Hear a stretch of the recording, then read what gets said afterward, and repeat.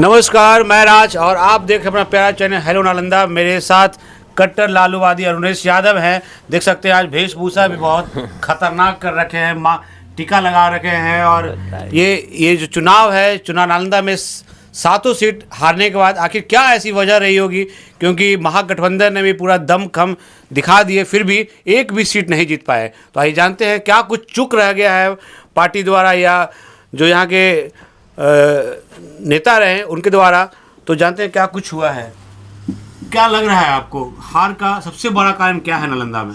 हार का सबसे बड़ा कारण नालंदा में और पूरे बिहार में ये एनडीए गठबंधन की जीत नहीं है।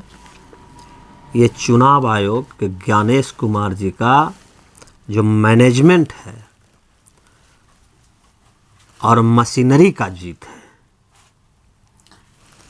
लेकिन जो अभी जीते हैं एनडीए वाले वो कह रहे हैं कि जब ये लोग बंगाल में जीतते हैं तब मशीनरी के बारे में बात नहीं करते हैं, जब कर्नाटक में जीतते हैं तब मशीनरी के बारे में बात नहीं करते हैं, जब हारते हैं तभी चुनाव आयोग पे या मशीन पे अपना ठिकरा फोड़ते हैं।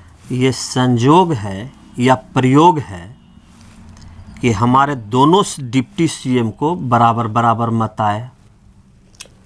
एनडीए के 2 और विधायक हैं, जिसमें एक हमारे जिला के कौशल किशोर जी हैं, दोनों को बराबर बराबर मत आए। तो पहले इसका जवाब देना कि ये संजोग है या प्रयोग है।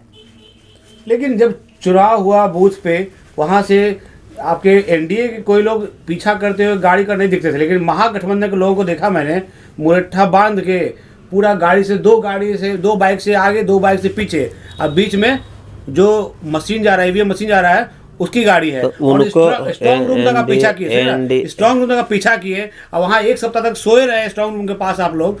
फिर कहाँ चुप कैसे हो जाएगा सब कुछ? एनडीए वाले को पता था कि हमारे जो आका हैं माननीय गृह मंत्री अमित शाह जी, तो एनडीए वाले को तो पता था कि तुम लोग को कहीं कुछ जाना नहीं। उनका ऑफिशियल जो ट्वीट होता है गृह मंत्री जी का, उन्होंने चुनाव से पहले कहा था कि 160 सीट एनडीए को आवेगा, बाकी में लोगों को बटेगा, है ना। तो उनके कार्यकर्ता, उनके नेता सब सेटिस्फाइड थे कि हमको कहीं जाए से जरूरत है नहीं, वोट दो या न दो, पहले वोट दो या मत दो, हम लोग चुनाव जीतेंगे।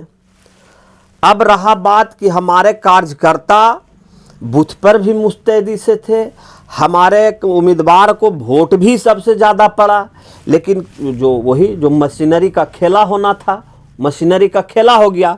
हमारे कार्यकर्ता अपने स्ट्रांग रूम का भी मैंने निरीक्षण किए, वहाँ उसको भी मैंने अगोरने का काम किए, लेकिन बीच बीच में जो कैमरा बंद होता था तो उसका भी जवाब सरकार देगा ना, उसका भी जवाब चुनाव आयोग देगा। बंद है, आपके लोग वहाँ पे हैं, तो कैमरा अगर बंद भी होता है तो ताला खुलना चाहिए ना। कैमरा बंद होने से तो आपका ईवीएम मशीन तो बदल नहीं जाएगा। आप बताइए कि यहाँ से चंद्रमा कितना दूर है? हजारों लाखों किलोमीटर दूर है।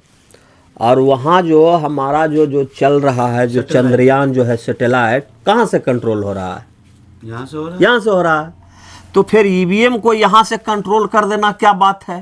तो जीतते हैं वहाँ पे क्यों नहीं ऐसा करते हैं आप? कहाँ? झारखंड में जीते थे ना। अच्छा, कर्नाटक में जीते थे ना आप लोग। ये लोग यहाँ जो है, देखिए एक चीज आप जान लीजिए, राज्य कहता है कि दिल्ली का रास्ता बिहार से होके गुजरता है। दिल्ली का रास्ता जो है, जो बिहार से होके गुजरता है, तो इस रास्ता पे कब्जा करना एकदम जरूरी है। अगर दिल्ली में राज करना है तो बिहार को कब्जा करना एकदम जरूरी है। तो इसीलिए देखिए बता देते हैं, ये छोटे छोटे राज्य जो है झारखंड, कर्नाटक, ये जो 150 सीट के जो 100-150 सीट वाले जो है ना, वो उसको देखते हैं, है ना। और वो लोग शिक्षित राज्य हैं, कर्नाटक वगैरह है जो शिक्षित है, वहाँ इनका दाल ज़्यादा नहीं गलता है, तो ज़्यादा बदनामी ना हो, जिसके डर से वो लोग वहाँ माने कुछ जगह पर कर देते हैं ईमानदारी से। लेकिन बिहार के चुनाव से भले तेजस्वी यादव हमारे नेता चुनाव हार गए, लेकिन बिहार का चुनाव पे देश नहीं पूरे दुनिया को नज़र है। और हम तो कह ही रहे हैं कि हमारे साथ गलत हुआ। चुनाव में हमारे जो कैंडिडेट को जो है मशीनरी के प्रयोग करके हराया गया, उनके जो एनडीए के जो लोग हैं वो लोग खुद कह रहे हैं कि ये गलत हुआ। कल के डेट में अगर हमको बीजेपी के विरोध में चुनाव लड़ना होगा, नरेंद्र मोदी और अमित शाह के विरोध में अगर चुनाव लड़ना होगा और इस तरह से चुनाव परिणाम को लूटा जाएगा तो लोकतंत्र नहीं बचेगा। कौन नेता ने ये कही वो आपको ये बात? राजनीतिक गलियारों में चर्चा है, ऑफ द कैमरा सारा बात चलता है, सब लोग जानता है।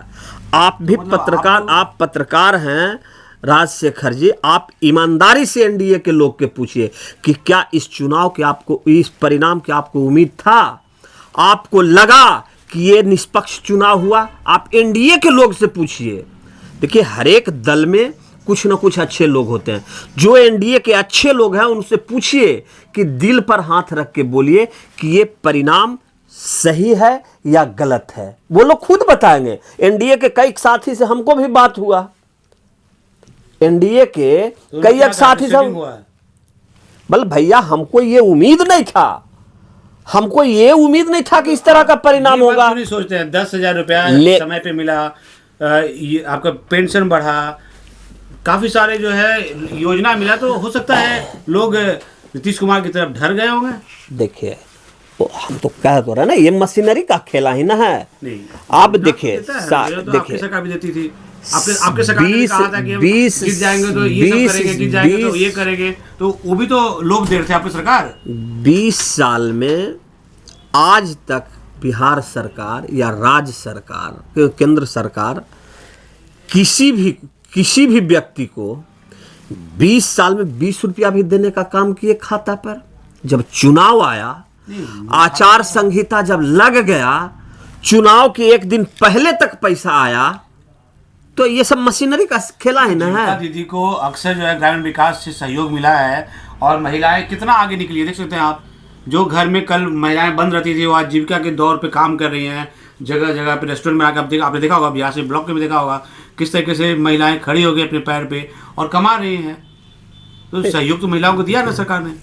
देखिए, तो बिना सहयोग के कैसे कर रहे हो बताइए आप? देखिए, जीविका वाला जो है, जो सब ठीक है, जीविका वाला को मिला, काम किया, लेकिन इसका मतलब ये नहीं है कि आपकी जितना बूथ है, लगभग बूथ पे जीविका की महिला बैठी हुई है और वहाँ बोल रही है कि 10,000 आया है, 2 लाख और आवेगा, 10 लाख आया है, 2 लाख और आवेगा। ऐसी कोई रिकॉर्डिंग तो कहीं नहीं चल रही। क्या मनीष कश्यप जी तो चिल्ला के बोल रहे हैं, 5-7 को बूथ पर दिए हैं। बोलने से नहीं, मनीष कश्यप तो पहले ही बोलते रहता है। क्या बोलते ऐसा कोई रिकॉर्डिंग है क्या उनके पास जो समझाते हुए कि हाँ वो दीदी समझा रही है? रिकॉर्डिंग तो है हमारे पास कि हमारे मुख्यमंत्री जी का दोनों डिप्टी सीएम का आया बराबर वोट, तो उस पर क्या करेंगे? अभी 2 विधायक का आया है जो बराबर वोट आया है। 10 विधायक है जो जब 1,04,000 कुछ, 1,04,000 कुछ, 1,04,000 कुछ से इस तरह का, तो उस पर क्या होगा? जो आपको रिकॉर्डिंग देके क्या करेगा? ऐसा करना होता है तो इस सरकार से उनका हारना, पीछे चल रहे थे वो। इस सरकार से हम लोग न्याय का कोई उम्मीद नहीं करते हैं, इंसाफ का कोई उम्मीद नहीं करते हैं, है ना? कौन सरकार दिलाएगा? तो देखिए, एक कहावत है राजनीति में कि जब संसद आवारा होता है तो सड़क सहारा होता है। हम लोग इंतजार कर रहे हैं, हम लोग देख रहे हैं कि इतना ज़बरदस्त जैसे भी हो चुनाव जीते हैं। जो उन्होंने एक माननीय मुख्यमंत्री जी 1 करोड़ लोगों को रोजगार और नौकरी का वादा किए थे, हम लोग चाहेंगे कि मिले। महिलाओं को, जीविका महिलाओं को 2-2 लाख रुपया आए अकाउंट में, हम लोग चाहेंगे कि जो हमारे शिक्षक भर्ती का जो लोग बचा हुआ है वो सबको हो। 150 यूनिट। आप नहीं सोचते हैं कि आपके जो संगठन है जिला में, क्या संगठन में भी कुछ बदलाव चाहिए था? क्योंकि जो लोग हैं संगठन में वो सही से काम नहीं कर रहे हैं। देखिए, संगठन हमारा आंतरिक मामला है। नालंदा जिला में है, आप सुन लीजिए, संगठन हमारा आंतरिक मामला है। संगठन तो हम लोग को मजबूत करना है और हम तो बार कहते आ रहे हैं कि जो हमारा जिला अध्यक्ष है वो हमारे दल को यहाँ खोखला कर दिया।